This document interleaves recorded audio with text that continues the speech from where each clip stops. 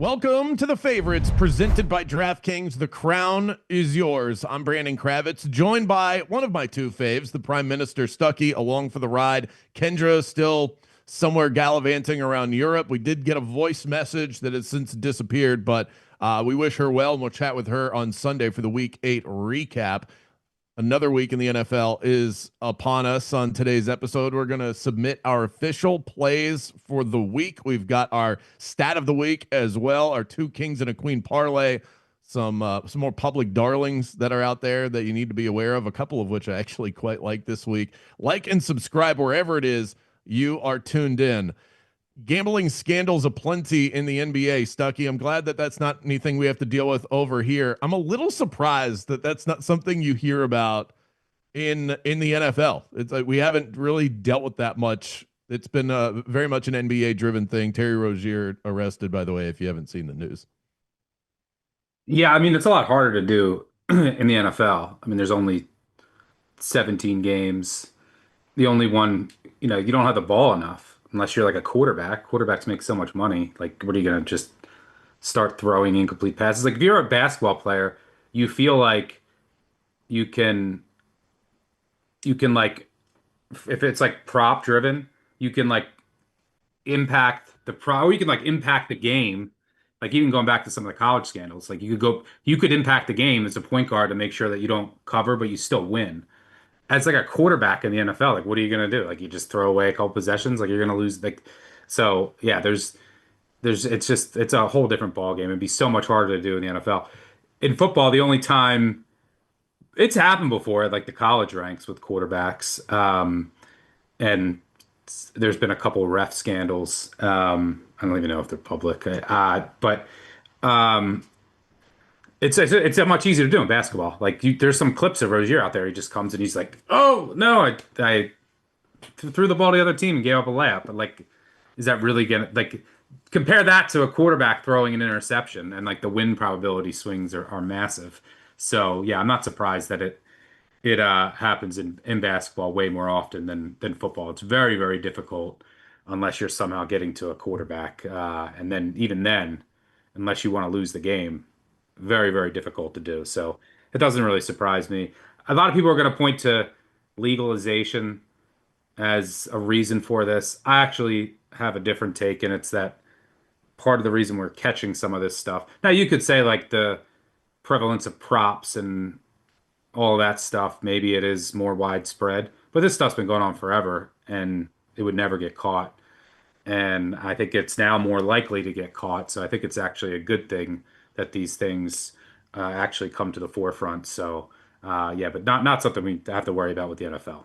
I have a somewhat similar take on this, and I think it makes me feel better as somebody that in the NFL, in the NBA, in college, I tend to lean more towards sides, and I think it is when you had gambling scandals in the past, it would be about game fixing. Now, what you're seeing, the scandals are all built around props, and I think if you're going to be careful anywhere, if you live in fear of any sort of fixing, that's where the fixing takes place now. I mean, and the NBA has been more of an issue than the NFL. But it's just so hard to fix a game in Yeah, and I wouldn't live in this day and fear age. of props. Like it's not like it's completely widespread. These are one-off things. So, and then over, like, if you happen to be on the wrong end of one, like, I mean, you would never know, but the chances are you would just wash out over time. You might be on the wrong side of one or two and the right side of the other.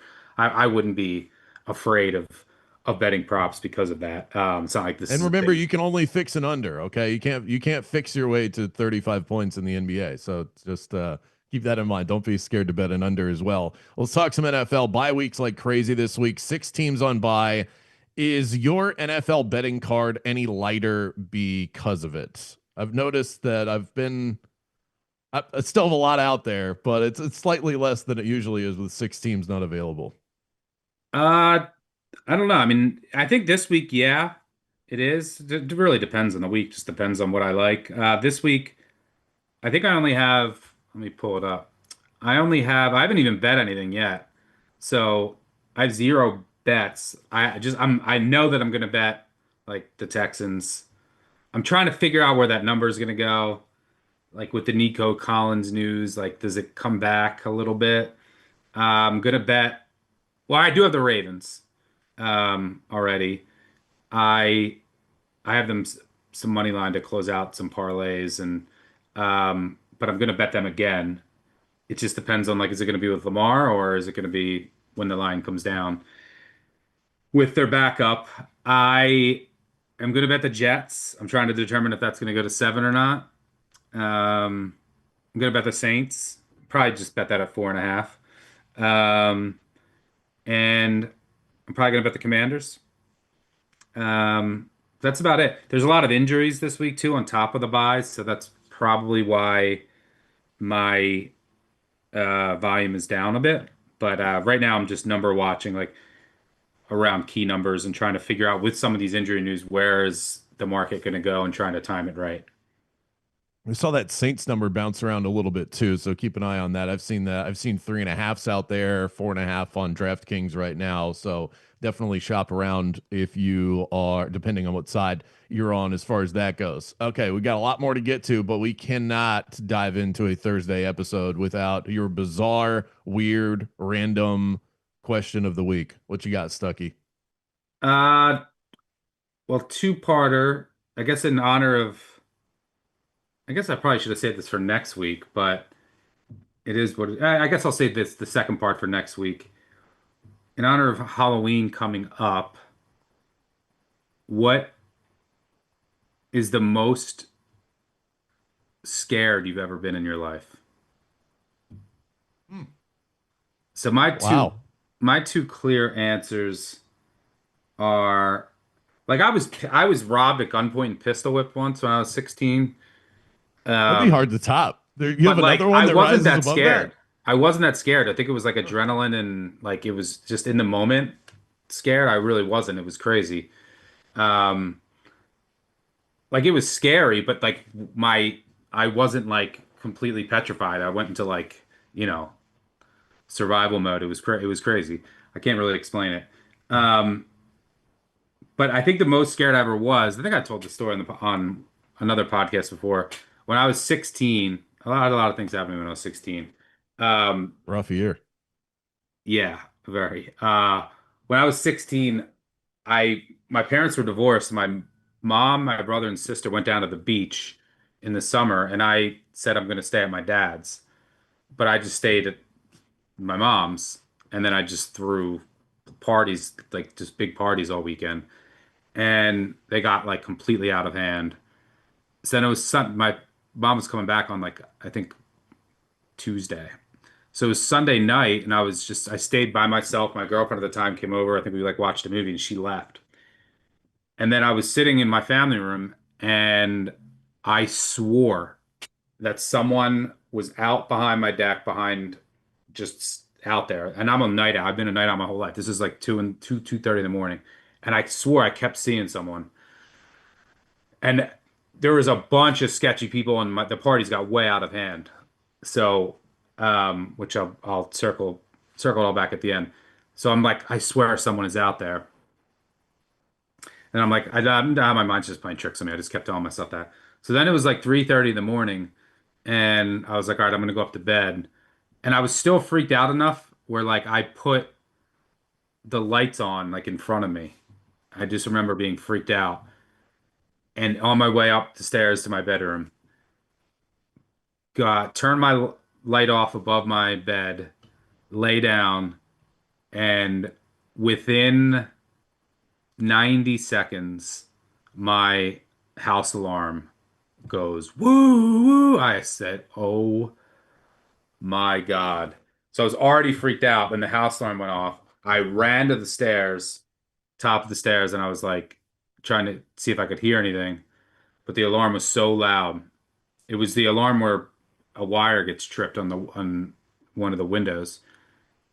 I sprinted down my stairs, out my front door, straight to my neighbor's house. It was my good friends who were my age, were like 16, 17, and their dad has like hundreds and hundreds. He's like a huge gun collection. I was banging on the door. They came, answered. He got a gun, came out.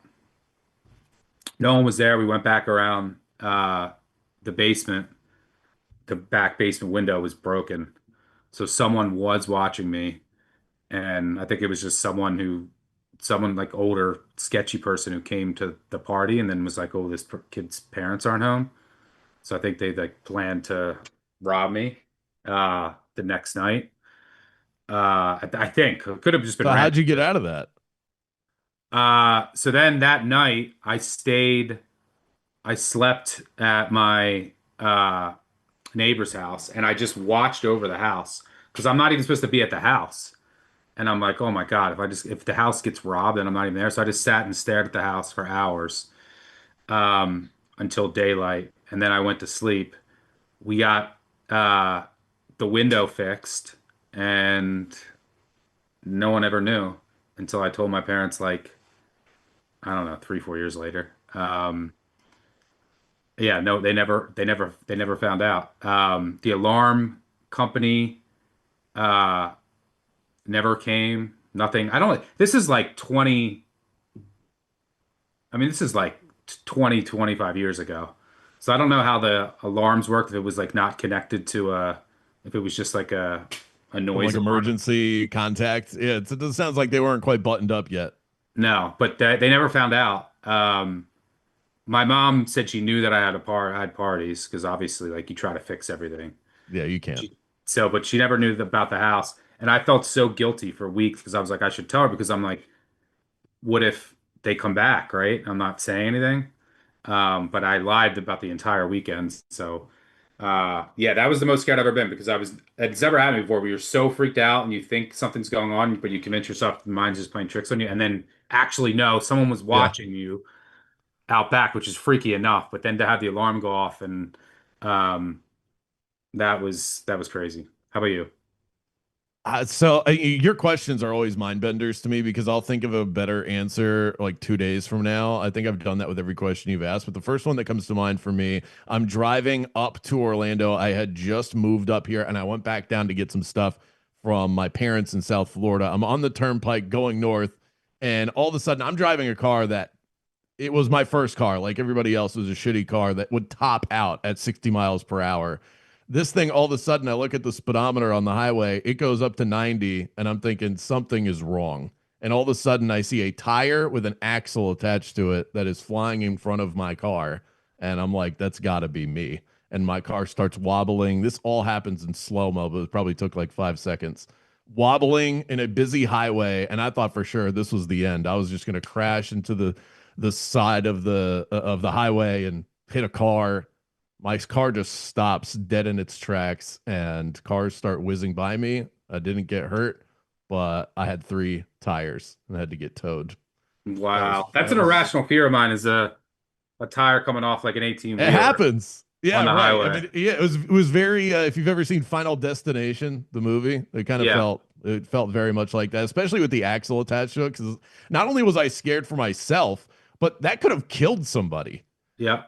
So that's the The first closest one. But that thing something like that happened to me was when I was a freshman we'll get to football in just a second, everyone. I'm sorry to tell the story. I was a freshman in college. My dad tried strapped. I was going down to college to DC for the first time. My dad strapped a box spring to the top of my mom's Jeep that I was driving down to bring all my stuff, and I was on 95, and all the bungee cord snapped, and the box spring went up in the air on 95, and an 18 wheeler came and went and just drilled it. Luckily, it didn't hit a car or anything. And then I had all these people driving up next to me, like, and I'm like, yeah, I know. What do you want me to do? So yeah, the mattress box spring never made it down to college. I'm, Anyway, all right, let's I'm get to surprised football. that shit doesn't happen more. All right, Shrimply Unbelievable Stat of the Week. Let's get to it. Courtesy of the Primer, a weekly guide into all the action from our director of research, who you will hear from in a moment, Evan Abrams. Through 7 weeks, the NFC is 26-12 against the spread in its 38 games against the AFC this season. The NFC is 500, sitting at 500 ATS or better in all 7 weeks of the year. Excuse me, this season, a $100 better taking every NFC team against the AFC would be up $1,188. That's an ROI of 31.3%. Is the NFC that much better than the AFC right now. The numbers back it up, and it does feel like that's the case with everything that's going on injury wise with these quarterbacks in the AFC. The Bills have been a little bit shaky lately. It feels like the NFC is a superior conference at the moment. Yeah, I think there's a lot of no. I mean, it's a sample size of 38 games, but I do think the NFC is better. That makes me a little nervous, but maybe it's due to come back. But you'd have the Vikings this week, the Bears, um, who else? The Panthers, the and the Cowboys, and the Packers are the NFC teams that take on AFC. I do think the NFC is clearly better, top to bottom, than the AFC right now, especially when you factor in all of the injuries. But I would imagine that probably evens out over the course of the year. But yeah, the AFC feels like what the NFC was a few years ago. Evan, you were the one that put that stat together. Is that news or noise?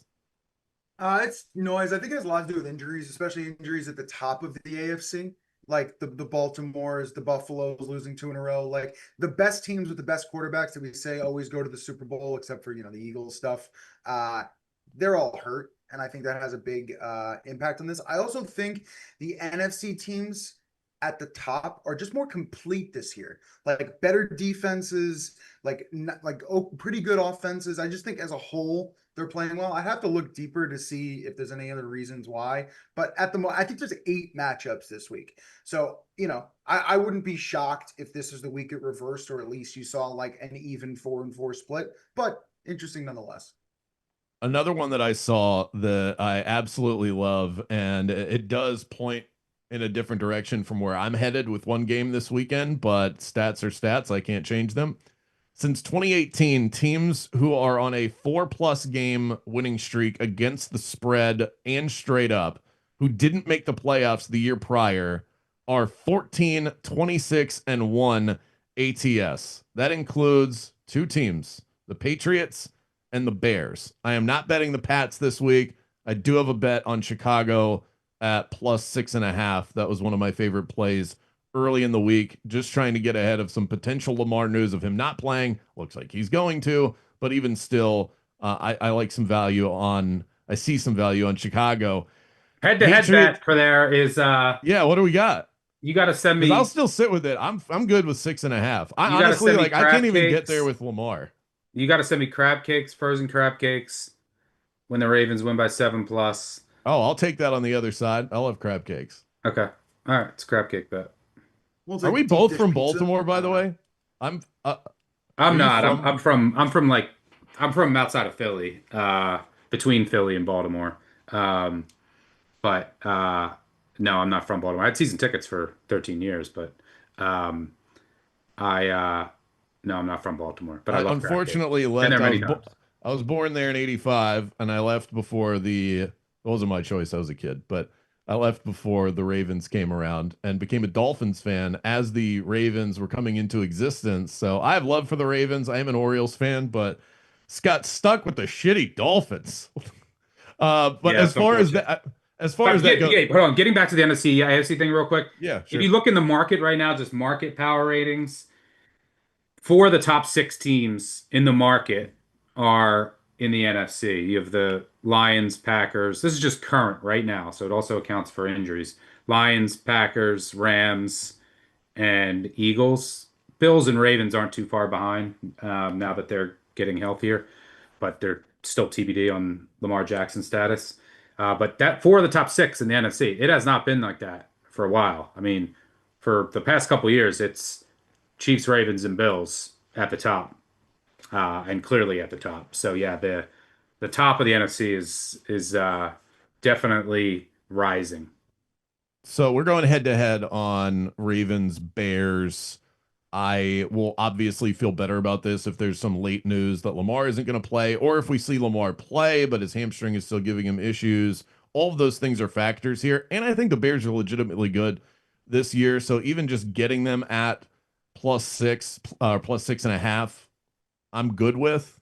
I understand that this is the ultimate get right spot of all of the teams this week. You're talking about a Super Bowl contender who right now is battling for a top pick in the NFL draft, getting star players back, and none bigger than a guy that's worth about 7 points to the spread. Totally get that I'm betting against some major get right action here, but I'm good with that. As far as the other game that this applies in terms of the teams that are 4-0 ATS over the last 4 weeks that didn't make the playoffs last year, the Patriots are the other one. They're favored by 7 against the Browns. I have no action on this game. I'm not sure where you stand on this.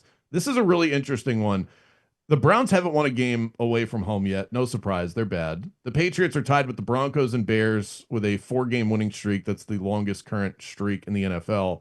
Drake May is the third most sacked quarterback in the NFL. That's a bad matchup going against the Browns defense that can get after the passer. Are we overvaluing the Browns though? Because here we go. Like power ratings probably have this closer to 6, and you're paying a tax on how good New England has been. But are we overvaluing Cleveland based on a blowout win against the sinking ship in Miami? Conklin also back on the offensive line. This is a really interesting read. Probably a stay away for me. Yeah, I mean I make it right around 7, so nothing to do here. I mean, I want to see Drake Mays look fantastic, but he hasn't really faced any good defenses. So, I mean, if you look at the schedule of defenses they faced, this will be a good test. But the Browns defense isn't the same animal away from home. It's additional. It's just not a great matchup for the Browns, which is why I can't get there or can't look their way. The Browns want to run the ball. Obviously, with Dylan Gabriel and their receiving room, it's not a great passing offense, but the Pats' run defense is very good. You got to throw to move the ball on them. That's not the Browns' strong suit. So, yeah, and then in order to, both of these defenses are susceptible to explosive passes. Well, guess what? Drake May's been one of the best deep ball throwers, and they do have an explosive passing offense, and the Browns certainly do not. So I do not think it's a good matchup for Cleveland, but I am interested. I'm close to market. I am interested to see Drake May go up against a much better defense on paper than what he's seen for the most part so far this season. But you can't argue with his numbers, even adjusting for opponent. He's been one of the best quarterbacks in the league. Still to come, two kings and a queen. The parlay gets nominated this week, but first, a word from our first lady as she chats about DraftKings. The Favorites podcast has teamed up with DraftKings Sportsbook, where new customers can bet $5 and get $300 back in bonus bets if your bet wins, and 3 months of NBA League Pass. To get started, use promo code FAVORITES when signing up with DraftKings. Again, use code FAVORITES when signing up and bet $5 to get $300 back in bonus bets if your bet wins, plus 3 months of NBA League Pass. The crown is yours. Kendra's not here to waffle on a pick for her weekly pickle, so I will ask you, among all of the games on the board this week, what has been the toughest for you to convince yourself in either direction to get any sort of action on? I mean, if I have to convince myself, I'm staying away. That's how it always is. So, like, Patriots, I just explained my thinking with Patriots. Browns, that's a stay away. Well, let me ask this in a different way, where you have been convinced in your mind on a side and then have also convinced yourself on the other side. So not one that you look at and say, I have no read on this, one where you've had a read and then that read has shifted. I think that's the bigger pickle for any bettor, is thinking that they have a good read on a game and then starting to look at it in a completely opposite direction. I mean, Cowboys, Broncos, I can see the case for both sides. Yep. I mean, needing Bo Nix to win by margin, not great. But the Cowboys offense, and look, the Cowboys offense has been incredible. Can Denver actually keep up? Then again, look at some of Dallas's results on the road. Get blown out at Chicago, lose at Carolina. This defense is still really bad. So I could see both sides of the coin there.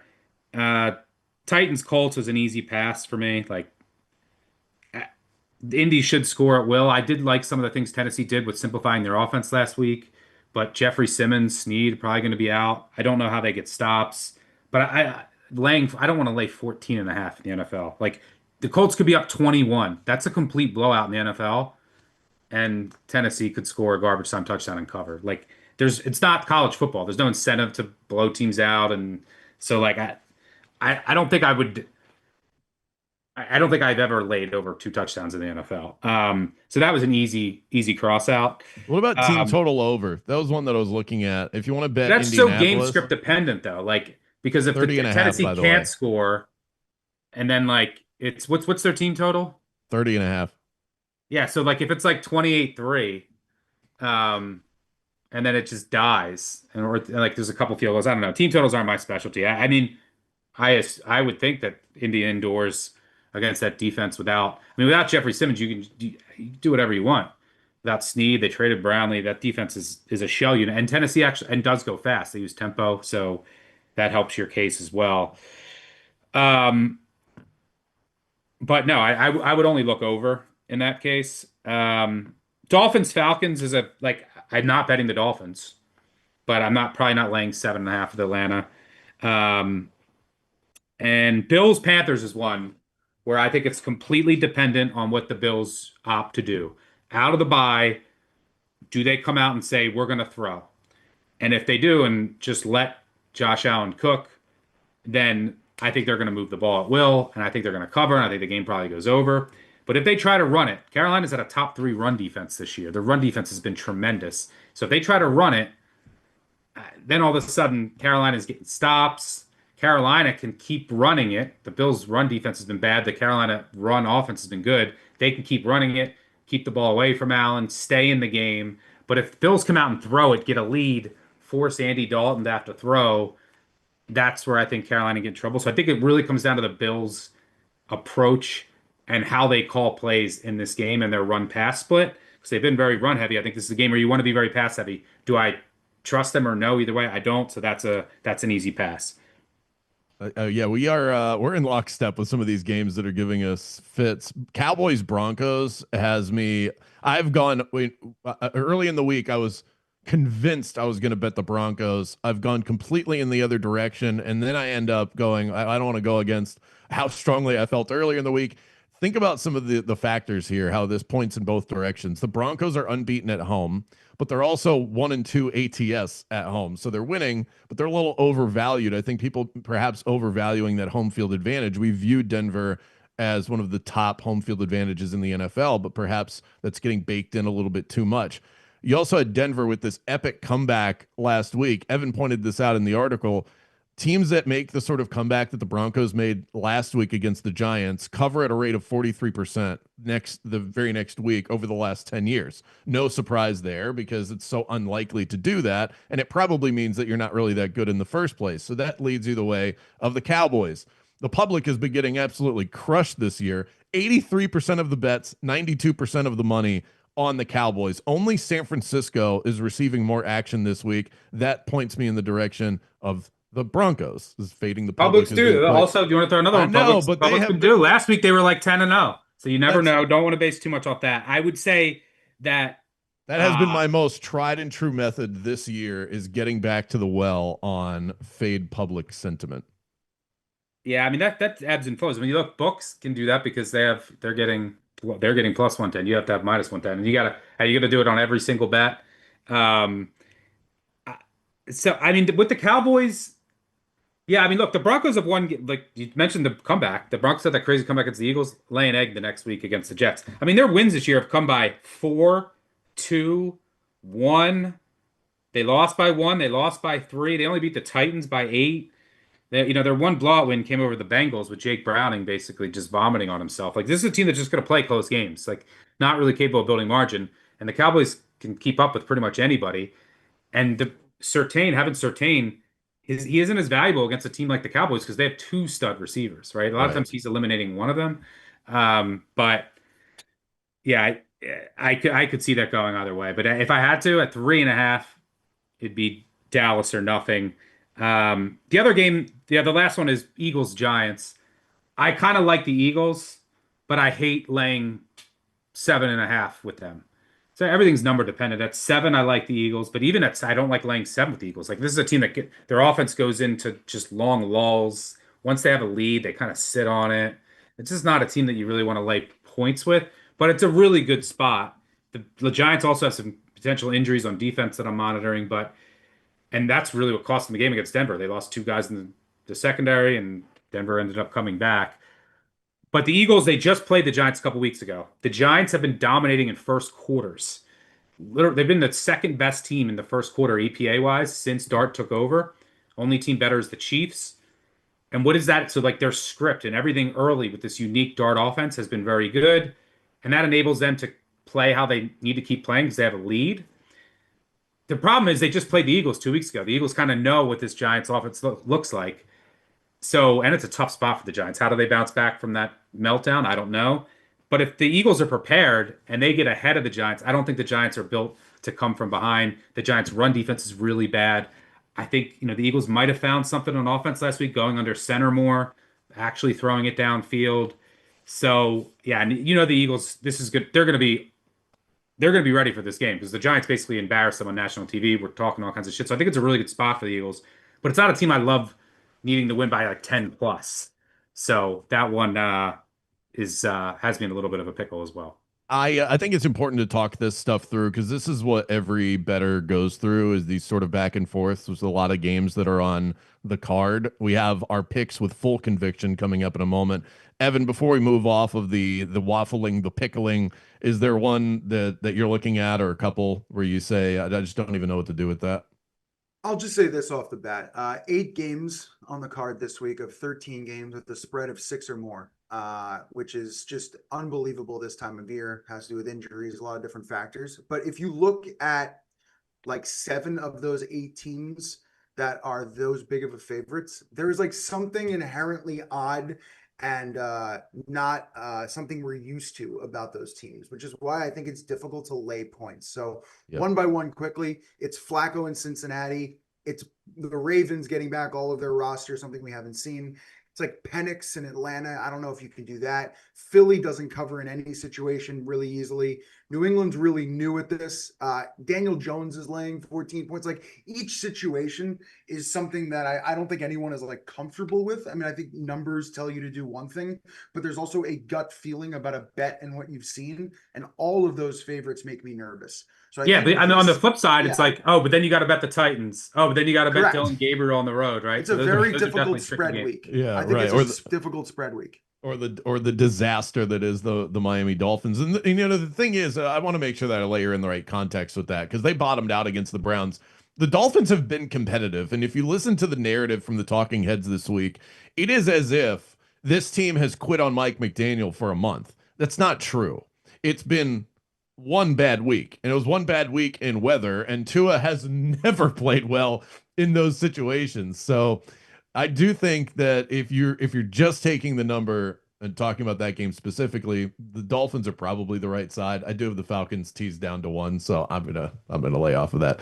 Let's talk luck for a moment. Nick Giffen does phenomenal work with his weekly luck rankings, and we've got some deltas that are out there. Jets at Bengals, A grade on the New York Jets. Giants at Eagles, A grade on the New York Giants, even though they beat the Eagles pretty soundly just a couple of weeks ago. I was surprised, not surprised in the first one. The Bengals obviously feel like they have a rabbit's foot, and the Jets have the opposite. But the Giants, an unlucky team. I know last week they lost to Denver in sort of a weird way, but that was the unluckiest loss of the year besides Tennessee. And they also were unlucky against the Cowboys. But they've been playing great. Usually but I'm saying they could. All that's shit. Looking at is how many wins you should have versus how many wins you do. So like the Eagles should have. I mean, the Eagles deserved to lose by like a touchdown last week against Minnesota. They were out success rate by like 12%. They had a pick 6. The Vikings had 1 touchdown and 6 red zone trips. There was a drop touchdown, a called touchdown. Everything went wrong. The Eagles did basically all their damage on like 4th down bombs. So that should have been a loss. The Rams game obviously should have been a loss. They went on a blocked field goal after they were down by 20. So, yeah, the Eagles should have like a couple fewer losses and easily could have 2 fewer losses. And you sound like somebody that's lost money betting on the Eagles. I did. I lost the Rams and the Vikings game, which were graded like clear winners, which sucks. You can hear the salt in the vinegar. But what are you going to do? Also, I had the Giants against the Cowboys to close out a round robin. I just needed them to win, and then they somehow melted down and lost in overtime. No joy. But yeah, so that's all that's looking at. So that doesn't surprise me. Like the Giants have been on. I mean, last week they had like a 99.9% live win probability at one point. Um, Stunning. To that the Broncos were 60-1 live on the money line at one point. So yeah, the Eagles definitely have been lucky. Their schedule's tough. They're going to get their medicine. I'm just not sure it's this week with the Giants because I just think it's a tough spot, and the Eagles will be ready here. And I don't think it's a great matchup for the Giants unless they jump ahead. But I'm not sure that they're going to be able to here with their script after just playing the Eagles a couple weeks ago. So the Jets would be the one of those two that I like. And I believe we're going to talk about that within our parlay discussion. Here's one last interesting one. Nick Giffen also does work on luck totals. Full disclosure, I do bet NBA and Major League Baseball totals quite frequently. I could be the world's worst NFL totals better. I just don't view the league that way. I don't have a lens for it. But Broncos Cowboys under 50.5 has to be, if we were ranking contrarian plays across the board this week, that would be in the top 3 because those two teams can score. So I'm betting any under where the Cowboys are involved. But that is a luck under right there. Would you be willing to place a bet on that, Stuckey? Maybe a 51 or better, which is a key in the NFL. I mean, the Broncos defense is very good. The Cowboys offense isn't the same away from home. And Bo Nix is Bo Nix. Like that, Bo Nix will Bo Nix the offense into oblivion for like multiple quarters. They had 0 points against the Giants for 3 quarters. And then they had to go into comeback mode against prevent defense with multiple secondary injuries. So you think that this is a Broncos team that just scored 13 points against the Jets. They scored, they were getting shut out against the Eagles for 3 quarters. They were getting shut out against the Giants for 3 quarters. So yeah, there's like to get over 51. You need a lot. You can't have a lot go wrong. You can't be settling for field goals, have red zone turnovers, and Bo Nix can tailspin a offense for a couple quarters, and the Broncos defense is very talented, and so I can see the path at 51 or better. But obviously, it won't be enjoyable betting a Cowboys under. But No. I can see it. 4 o'clock window, Cowboys under. No thanks. It's time for the reason you all came here today. 2 Kings and a Queen parlay. We took another team L last week, but all we can do is get back on the horse. Here are 2 Kings and a Queen parlay presented by DraftKings. The crown is yours. We'll start with the person who isn't here. Kendra has submitted her plays. I thought for sure we were going to get some sort of a anytime touchdown from a tight end. It is tight ends day on Sunday, by the way, the 4th Sunday Oh in God, October. I got to hear Scott Hansen say that 50 million times. Is your buddy Raybon on any of the tight end props this week? For the cash, the tight end stuff went wild. It went so wild last year. I was talking with David Payne, our producer, before we popped on today. It's bound to just tilt in the other direction because people are going to go wild on Sunday for these touchdown tight end props. At least Kelsey's not playing on National Tight Ends Day because that's when Scott Hansen really goes crazy. Right. Well, she doesn't have one of those. Jets Giants are her too. So she is going East Rutherford action here. Giants plus 7.5 against the Eagles. Jets plus 6.5 against the Cincinnati Bengals. I was going to tee up the Jets. Once I saw that on our little Google Doc, I decided to take it off. So my vote would be on the Jets here. This Bengals team is not real. And if you look at every single direction of how to bet a game in the NFL, it would point you in the way of the New York Jets. Aaron Glenn hasn't committed to a quarterback yet. I think at this point, we all hope it's Tyrod Taylor. Under Zach Taylor, the Bengals are 2-6 ATS when playing at home off of a night game. 2-5 ATS with extra time to prepare in a non-Burrow quarterbacked game. They're at home, one in prime time. Flacco looks amazing. I'm not buying any of it. And the Jets, I mean, you talk about due. I mean, this team is overdue for a win. So perhaps even a sprinkle on the money line. But I love the Jets this week. That's my favorite bets. So that would be my vote. I do like the Giants. I'm afraid to buy high on the aura, as Kendra would put it, of Jackson Dart and Cam Scatterbo. It just feels like it almost feels like They're like the cute new team. I'm not fully buying it yet. The Eagles, as much as they are a slog to watch, they're still a superpower in the NFL. So that one I'm a Yeah. little bit slower to get to the window on, but I love the No, Jets. no Giants. We're going with the Jets. I mean, Okay. hopefully Garrett Wilson maybe plays. I don't know. There's a bye, but I mean, do the Jets really care about a bye? I don't know. Sauce Gardner's in concussion protocol, but Michael Carter's back in the secondary. You got a couple other guys. I mean, that's going to be one of the big questions against their receivers. But this is a Jets team. You mentioned they've been extremely unlucky. I mean, they have covered a bunch of games like in this price range. They were like +7 at Tampa and covered. Had a chance to win. They were this around this price on a neutral against the Broncos a couple weeks back. So like now the Bengals are laying 6.5 because Joe Flacco had his one explosion game. This is still one of the worst. The Bengals have one of the worst defenses in the NFL, one of the worst offensive lines in the NFL. They haven't been able to run the ball all year. The Jets defense is top 7 in rush and pass success rate. The Bengals are bottom 5 in both. Like the Jets should be able to run the ball here. Even with there's no Garrett Wilson, I'm assuming it's Tyrod. My guy, I call him Ty God. He's 34, 21, and 4 against the spread in his If he career. covers, we'll call him whatever he wants us to call him. 62%. He's 65% against the spread as a dog. He's 9-3-1 against the spread when catching 6 or more. The Jets have a -9 turnover differential. They forced 1 turnover all year. They're so overdue for turnovers. Flacco will give you the ball. So yeah, and the Bengals don't blitz. They don't bring pressure. That's really what's killed all the Jets quarterbacks. But I think actually Tyrod is better than Fields right now. So there are some concerning injuries for the Jets. The Bengals have some extra rest, but like this team should not be laying 6.5 here. So yeah, we're going with the New York Football Jets. What about you? My two choices are the Ravens, which you're not gonna choose, I know that. So we're gonna, and I don't blame you with the Lamar uncertainty. So we're gonna go with the Commanders +12.5. Like this is assuming, like I don't think that the drop off between Daniels and Mariota is this big right now. Like Daniels is not playing well this year. There's been no chemistry with the offense. We've seen Mariota come in and be very competent, run this offense. The Chiefs are dealing with offensive line injuries. It looks like McLaurin and Debo are going to be back. You should get a focused effort here from the Commanders after they got blown out against Dallas.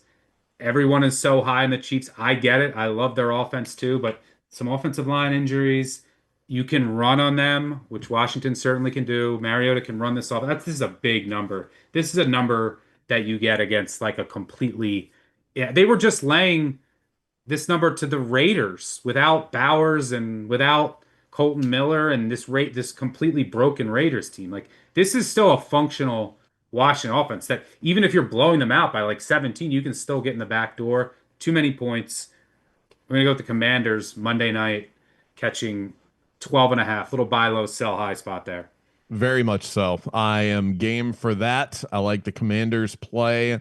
Don't love Mariota, but I'm willing to stomach that. Now, Evan, just for the sake of content, if you were to break the tie between the Commanders at +12.5 or the Ravens at -6.5, where would you have placed your vote? I want nothing to do with Chicago and Baltimore. I just way too many question marks for me. I think Washington's the better play. I agree with Stuck. Jaden's fantastic. We saw what he can do, but this year the drop off hasn't been that drastic. And if you look at it like this, which I know it's a little bit of a different way of looking at it, but the look ahead, like what we assumed Washington would be, is KC -3.5. I mean, that's just way too drastic of a difference in that type of game. And Kansas City's looked way too good that I would be looking the other direction. Like, do I expect them to win? I do. But I think 7, 8, 10, like there's just 11. There's a lot of different options here for that number. And listen, And the Chiefs just sit on it when they get leads too. Like, yeah. I think Washington's the right side. Washington is going to have to score some points, though. The Chiefs' offense is averaging 31.5 points per game, 412 yards of total offense over their last 4 games. So the Commanders are going to have to move the ball. Otherwise, we're going to be in trouble with that number. But it's still a great buying opportunity for the Commanders. It's also worth mentioning. I'll reiterate. Chiefs said 3. Josh Simmons is away from the team, their left tackle. I hope everything's okay with him. I didn't see an update. I hope it's nothing serious, but he's dealing with a personal issue. Trey Smith and Jawan Taylor. Trey Smith's one of your better offensive linemen, and your right tackle got hurt last week. So like that could throw a little wrench into this. But Washington, especially with McLaurin and Debo back, but they can run the ball, and the Chiefs' run defense has not been good. They lost another defensive lineman last week, and who's now on IR. And so Washington, I think, should be able to run it. And what does that mean? Keep Mahomes on the sideline. So I think they can put up their fair share of points. I think they can get to 17 to 20 points in this. And, that I think the Chiefs probably get to like 28 to 31. So, yeah, I think, but just numbers wise, this is too much. Like, Daniels has not been great this year, and the timing with his receivers been off. And we've seen Mariota run this offense competently. This is a bottom feeder line. Like the Raiders, are one of the worst teams in the NFL at the moment without their best players, and this is what the number was last week. Too much inflation. So yeah, we're rolling with. And Evan, real quick, who would you went with, Giants or Jets as the New York guy? I probably wouldn't go with the Giants. I just think that game Just is the extra hook. Yeah, and it's the ultimate, you got to see it to prove it type of game. Like every single week, the Giants look better than we think they are. And it just, yeah, on paper, the Eagles obviously look better. But when you get on the field, there's just something a little different. I don't know. Yeah. Unless I fade them, then they miraculously find ways to cover. Sure. Yeah. They are definitely, I love fading the Eagles, and I don't know if I've lost as much as Stuckey on that endeavor, but betting on the Broncos the week that they were able to come back against Philly, that was one of my better wins on the year. But betting the Giants is just simply more fun than betting the Jets. But we're not in this for fun. We're in this for wins. You might not say that when Deontay Banks has to play, or I don't even know who they're going to start if the Debo's out. But anyway, all right, what are your two that you're going with? By the way, public flogging on Monday night. 66% of the bets right now on the Kansas City Chiefs. No surprise there. It's part of the reason why we like the Commanders. Saints +4 against the Tampa Bay Bucks. Texans -1 against the San Francisco 49ers. I'll go into sell mode for these, and then I'll let you pick between the two. The injuries are catching up to Tampa. Short week. Now they go on the road in division. Baker has struggled in these spots, 4-5. In those positions, ATS as a favorite against the NFC South. I eliminate everything involved with Cleveland when I do anything Baker related stat wise. So thank you for putting that in the primer, Evan. This is a luck ranking game on top of it. Rattler threw 3 picks last week. He hadn't thrown an interception since week 3.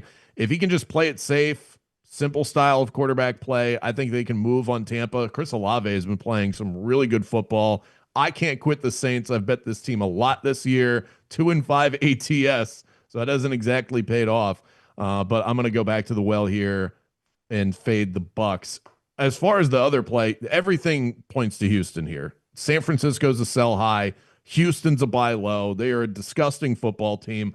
1 offensive touchdown last week in primetime. They have been awful in these primetime games.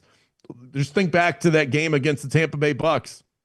The sharp side was the Texans, just like it was against the Seahawks. They have not been coming through. But when you look at what the power rating is going to tell you is that the Texans should be favored. I think most people that look at this game are going to say, well, how in the world are the San Francisco 49ers not favored? They're the better team.